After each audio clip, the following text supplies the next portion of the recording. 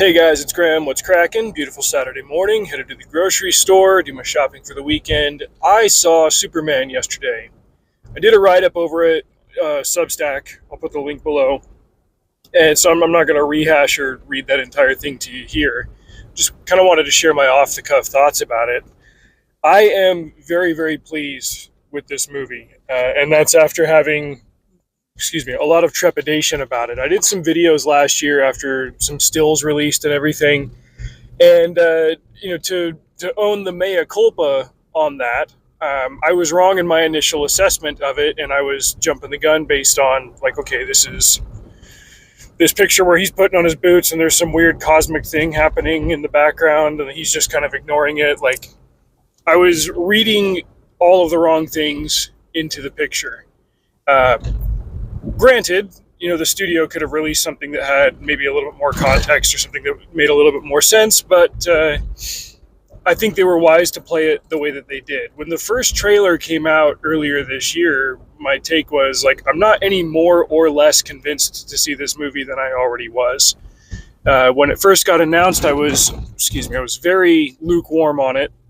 I was probably erring on the side of not going. And then as stuff came out, like, I generally still wasn't persuaded one way or the other. And then somewhere like a month or two ago, I was like, I think I really want to see this movie now. And I couldn't chalk it up to any one single thing. I was getting more and more optimistic about it. And I took my son with me. There was a bit of a serendipity there. So he was born just a few months before Man of Steel came out. And that was right when I started my trucking career, and I went over the road, and I ended up in the Bay Area on Father's Day weekend in 2013. And I was able to park my truck, and I walked the 3 miles to a movie theater, and I saw Man of Steel. And as much as there were things to like in that movie, I still only gave it 3 stars at the time. Like, I walked out of it just feeling like, I feel like I'm convincing myself to enjoy this thing in its entirety. There were problems, and then the Snyderverse continued to kind of decay from there. There were great moments. There wasn't a great entirety to it all, and I was disappointed because, I mean, it's Superman. He's the pinnacle superhero. We should be trying to make really, really great cinematic experiences with him and also get the character right. And then here we are 12 years later. They make another movie. James Gunn is directing. I was very apprehensive about him handling a Superman movie. I didn't know if he could handle this character, frankly. I mean, he can do the jokey, he can do the wacky characters. He made Guardians of the Galaxy a household name, for crying out loud. But could he do Superman? And since he's going to be the architect of all the DC movies going forward, could he do all of that as well? I don't know about all of that. I don't know what the rest of the stuff is going to look like. I can just say that he did this one extremely well. And I was pleasantly surprised, and I was very entertained. Sorry, I got stuff sliding around in the car over here. If I were to describe the premise of this movie, it would be kind of like the Batman movie with Pattinson from a few years ago, where that one was Batman Year 2. He's established, but he's still kind of rough. He's still kind of early. He's still sanding off the edges. This one is Superman 3 years after he started his public-facing career, we'll say. We get a text scrawl at the beginning that explains, hey, he showed up 30 years ago. 3 years ago, he announced himself to the world, and today he just lost his first fight. That clip that they released a few months ago of him crashing into the ice and getting dragged by Krypto to the fortress and getting healed by magnified sunlight, that's all that's like the first scene in the movie. And something about having the context to that made the scene a little bit less weird. I remember seeing it and thinking, like, what am I supposed to get from this?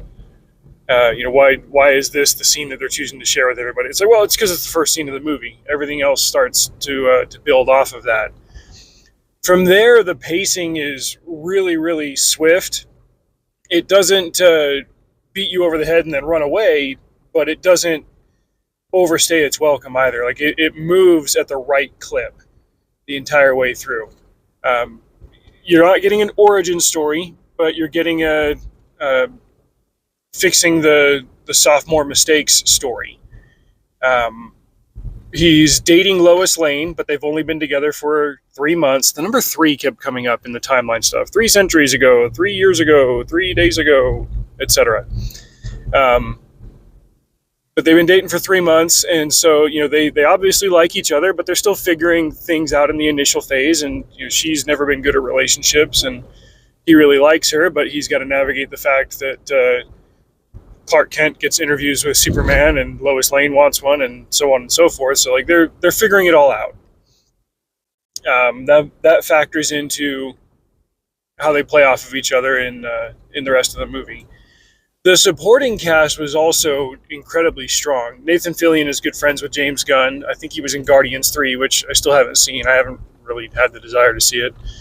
But he plays a Green Lantern in this one. He's Guy Gardner. And if you're unfamiliar with the comics, Guy Gardner is the a-hole Green Lantern. And that just works for a James Gunn type movie. He's a mainstream, well-known superhero, but he's a tool. And I kept thinking, like, this is just Nathan Fillion playing Captain Hammer again 20 years later, but he gets to do it on a big screen and with a budget. There's a scene where he goes to battle, and he unleashes his full Green Lantern powers, and he keeps having these giant green hands pop up out of the ground, and like half of them are flipping the bird. Oh, it was so good. Isabella Merced plays Hawk Girl. She's fine.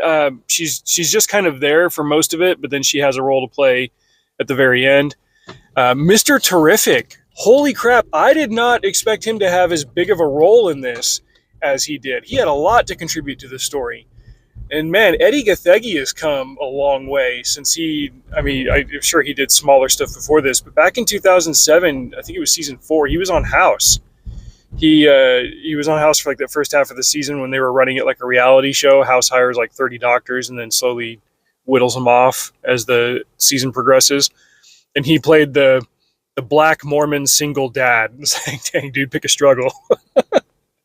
And then like a few years later, he was in some of the Twilight movies, and then he was in X-Men First Class. He was Darwin. And so, Nicholas Hoult was in that too. He was Beast. And now here they are playing Mr. Terrific and Lex Luthor all these years later. But yeah, he did a great job as Mr. Terrific. Like he had the attitude down and everything, but he also had all the cool tech and the toys, and he has this great line at the very end. He's like, bleep bleep Mr. Terrific. He was just cool through the whole thing. And then on the villain side of things, you get Ultraman. If you don't want spoilers, don't look up who Ultraman is. All right, that's all I'm going to say. If you're unfamiliar with him, don't look it up. Just go see the movie. And the engineer so I've got this big old DC Comics encyclopedia that I showed to my son before we went to look up some of the characters that were in the movie because he didn't know a lot of them.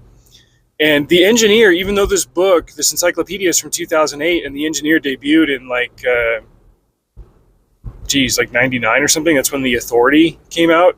She's a member of The Authority, which is a different comic. She and The Authority weren't listed in that encyclopedia, so I had to look up something online. But she's kind of like a cyborg who can do nanite stuff, and she's associated with Lex Luthor, and he uses her to great effect. And I feel like there's one or two more that I'm overlooking. This film had a lot of characters in it, but it wasn't trying to make you care about every single one of them. There was the main core. There was Lois and Clark. Jimmy had a role to play. These side characters, like, they weren't just there, but they weren't trying to take over the movie either. Like, they were used very well for the story, and I think that's what contributed to the pacing being so good. There was, I think my final concern, and I said this in Substack, was that James Gunn has his James Gunn tendencies, and he can lean into those way too hard. Like he did that with Guardians of the Galaxy 2, where he tried to force laughs way too hard, and then he put in a lot of genitalia jokes as well. Like just way too much of that stuff. And that movie actually had a lot of very touching moments in it, no pun intended. Like the fatherhood angle and the love between Star-Lord and Gamora. Like it hit a lot of emotional chords, and the music played a huge role in helping that along. he leans more into that side of his skill set in Superman, and he leaves his worst tendencies on the ground level, the kind of stuff that he did too much of in Guardians. So, like, the more I think about it, the more that I'm pleased with it, and I contrast it to walking out of Man of Steel 12 years ago, and I don't have that feeling where I'm trying to convince myself to like it. I had fun. I felt good walking out of it. I felt great walking out of it, and I want to see it again. I probably won't go see it in the theater, but in a couple of weeks, I'm taking my other boy to see Fantastic Four. That's the one that he wanted to see, and we are back. It feels good to have so many summer movies that are worth going to see. I've been to the movies like 4 times this year already. I went and saw The Amateur, saw Mission Impossible, I saw F1, and what did I see last week? Geez, I went and saw something last week. I already forgot. No, I took the kids to see Jurassic Park, Jurassic World, Jurassic whatever. I've been to the theater 5 times, and then I saw this. I'm going so many times that I'm losing count. It's been a long time since that happened. I'm going at least twice more this year. No, probably 3. I'll go see Roofman as well. Movies are cool and fun. It's amazing what you can do when you focus on story. Do the characters, do the spectacle, get the story right. Writing matters. Anyway, go see Superman. Have a fun time. Content warning. There's language. There's a bunch of S-bombs in it. They say the B word a couple of times. Yeah, other than that, like, this, I'll say this to close. Like, this nails the concern that I had that, like, you can't really do Superman outside of a post-internet setting. Like, James Gunn found a way, and it worked, and I really liked it. Anyway, drive safe. See you out there.